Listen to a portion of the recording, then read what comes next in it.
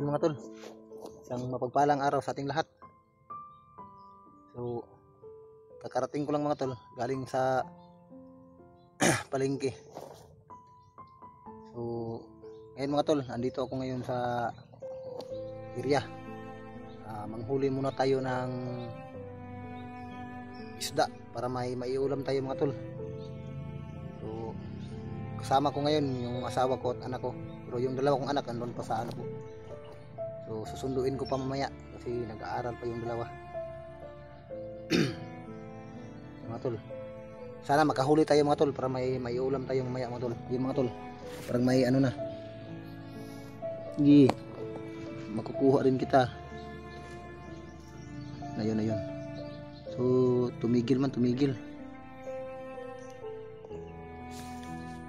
So antayin natin hanggang mahuli yan. So hindi muna ako lumayo doon sa mag-ina ko mga tol, doon sa aming tahanan, dahil yun nga yung mga kaganapan na nangyayari. Dahil sobrang takot talaga ng asawa ko mga tol nung pangyayari nung gabing yun.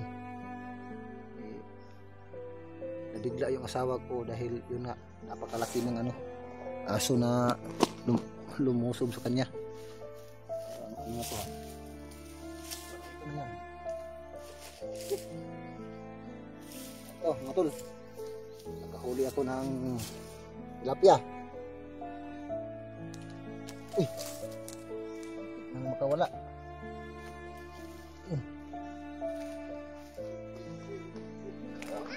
May ulam na tayo.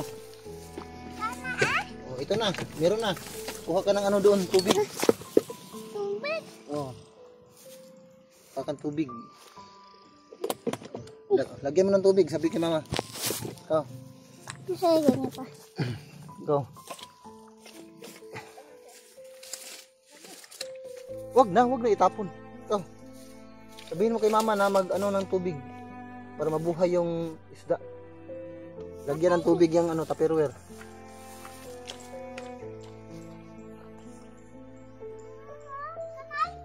Oh, mamaya na.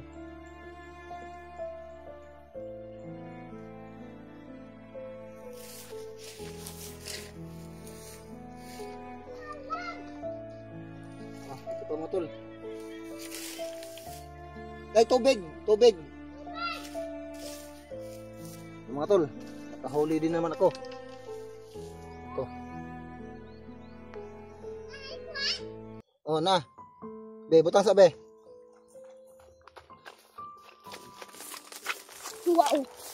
Wow. Ito, mahirap ko makuha to. Laki ng Dugo lagi yung kuwan pa. Kumot. Oh, yung haluan mo. Tulon mo pa. Tulon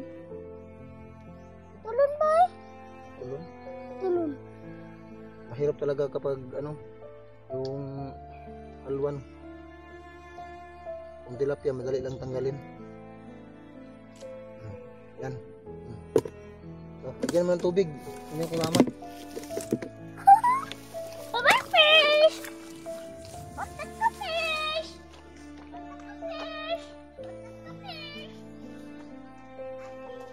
So, yan mga tol, katulad ng sinasabi ko kanina mga tol, ay hindi ko talaga pwedeng iwan yung mag-ina ko sa sitwasyon ngayon mga tol, dahil hindi tayo pwedeng kampante nung nagpakita sa asawa ko mga tol. Hanggang ngayon ay hindi pa rin maalis yung takot ng asawa ko mga tol, yung nakita niya na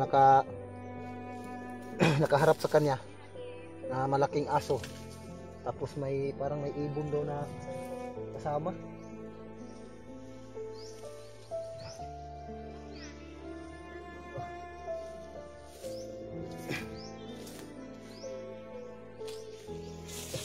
Noong gabing yun mga tol, ay aalis na sana ako papunta doon kanila Remart. O nabigla ako mga tol dahil yun, biglang tumakbo yung asawa ko. Takot yung asawa ko.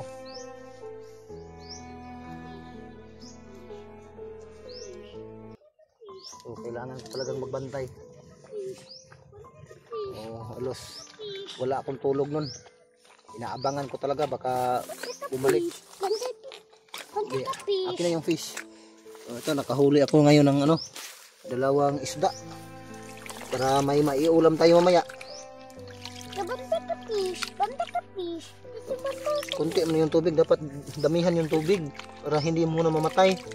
Huwag nang huliin. Yan na yan. Banda ka fish. Banda ka fish. Jelly jellyfish. Jelly jellyfish. Jelly jellyfish. Jelly jellyfish. Jelly jellyfish. Jelly jellyfish. Jelly jellyfish.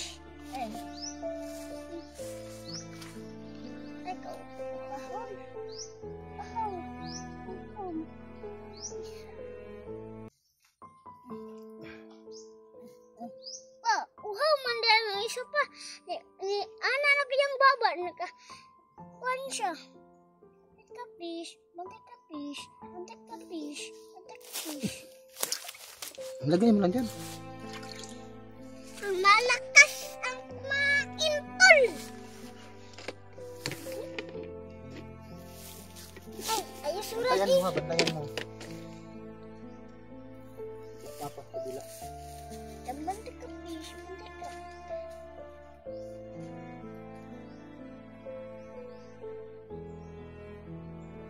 Fish. Bantik ka fish. Jelly jellyfish. Dewi the wicked. Dewi the wicked. Tikman niya.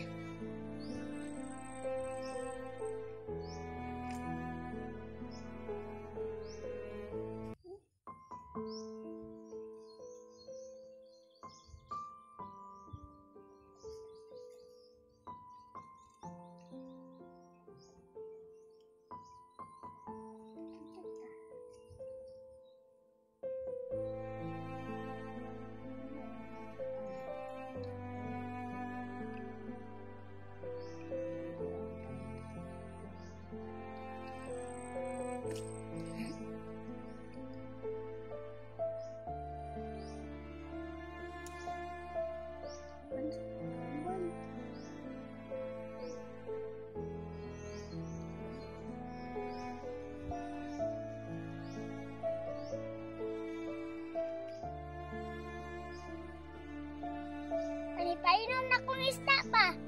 Inom siya.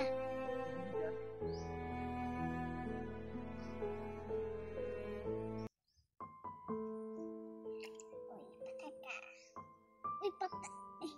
Hindi. Kulang pa man iyang inom bay.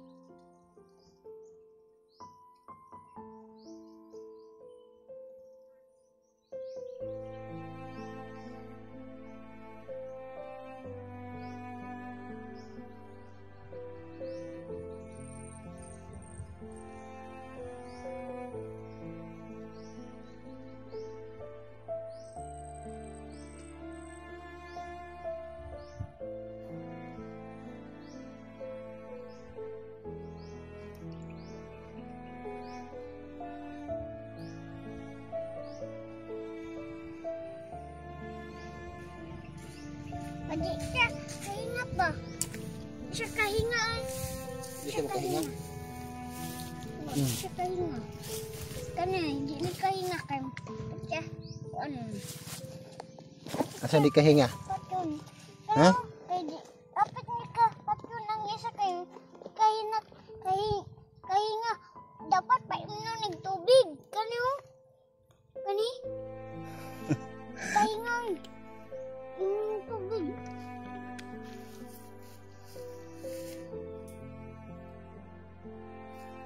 Wala nang pag-arunig tubig wa.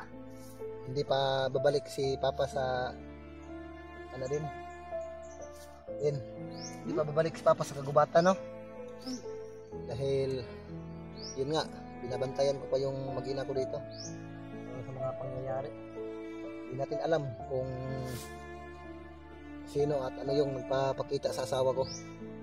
Kalutan na siya pa. Inaabol ko mga tol. Kalutan na siya. Binabaril ko yung Kalutan na siya. nagpakita sa asawa ko. Napay, tubig sa kibutas pa. So, parang ano siya, parang hayop o parang tao. Napakalakas na tumakbo mga tol. Yung talon niya. Sobrang bilis ng pagtalon. Parang ano, Yapit siya kapat yun pa kay. parang hindi pang karaniwan na hayop kung tumalon. Iwan ko lang kung natamaan yun. Kinabukasan, pagka umaga, tiningnan ko yung ano, wala namang mga bakas na nakikita ko mga tol. Pero imposible. Kasi yung pinatamaan ko ng ano, malakas yung kalabog sa ano. Mga nga siya. Hmm? Mga nga siya. Ano siya? Kaiman man yung tubig. Hindi, lagay mo lang dyan.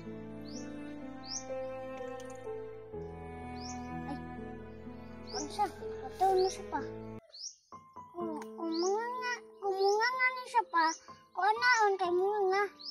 Mga nga dito pa kay kaiman dito sa tubig pero kaiman. So, aabangan ko pa yung nagpapakita sa asawa ko mga tol. Baka babalik din naman yun.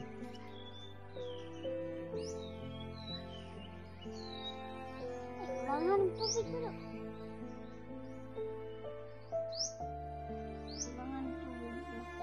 Kailangan guru ni siya tubig. Kailangan ng tubig.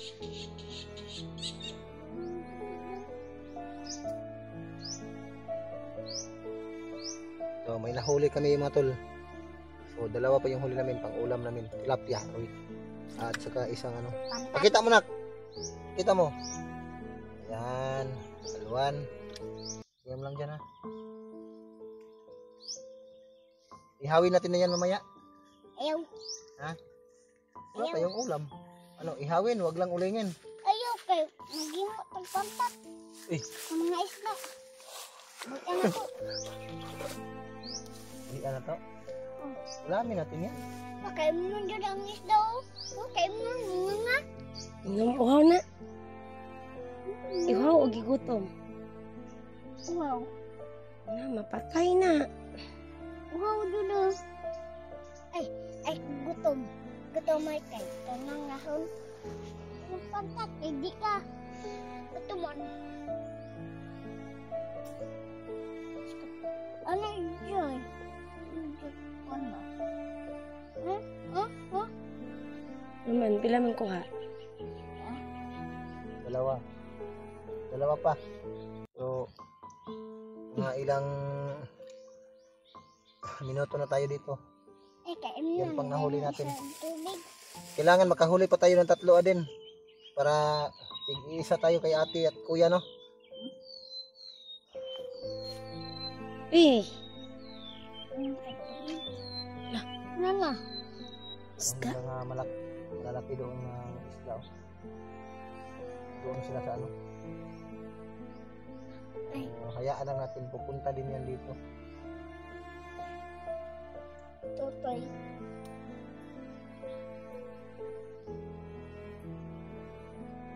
Totoy. Ano dyan ang tukong? Kamot ang tukubong kay. Ay, di siya ka inom. Terong ay.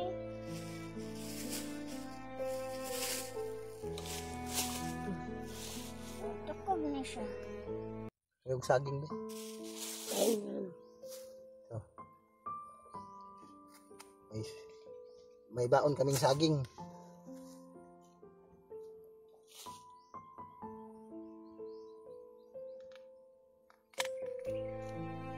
Pampalakas to, adin. Diba yung unggoy kain ng saging, diba malakas? Malakas tumalon. Paano kung ang tao kumain ng saging, adin? Malakas din bang tumalon? Ah. Sure ka? Paano magtalon? Eh, Oo. Maganda tong saging. Inom siya. Potassium to. Ay, no? Iwang tatlo.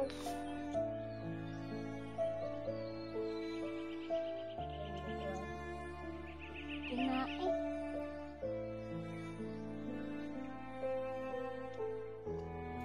ito. Kainin mo. Ikaw mama, kain ka ng saging. Itong saging, ang paganda ng kutis to.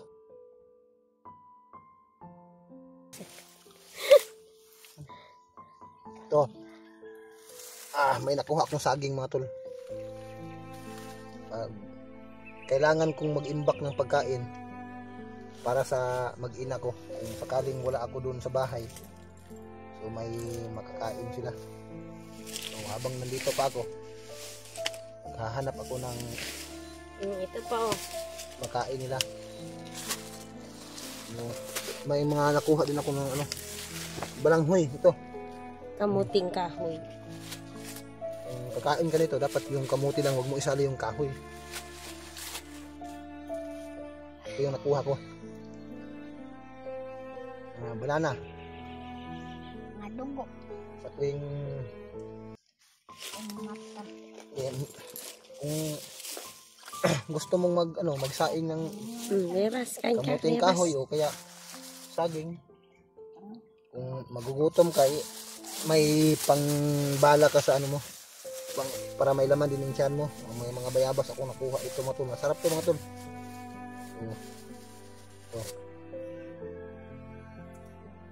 Di kaya iiyak yung may-ari nito. Joke lang. Busog ang isda. Dugo yung kaon. Busog ang isda eh. Dugo yung kaon. Busog. Ay, kumuha siyang bag tubig eh. Daw siya nagtutubig siya. Sana makahuli pa tayo ng Ay, ginaibibi. mga isda para madagdagan yan, may ulam na tayo. Ay. Pre, dakop sa ako, pre. Itong saging, Dakop sa ako. masarap ng saging.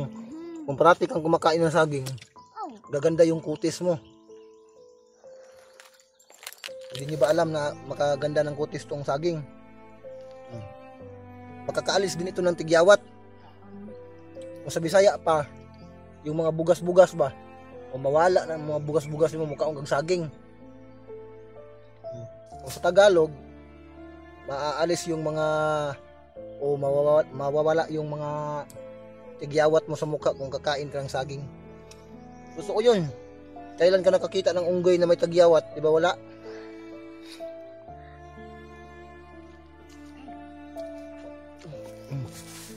May huli na tayo.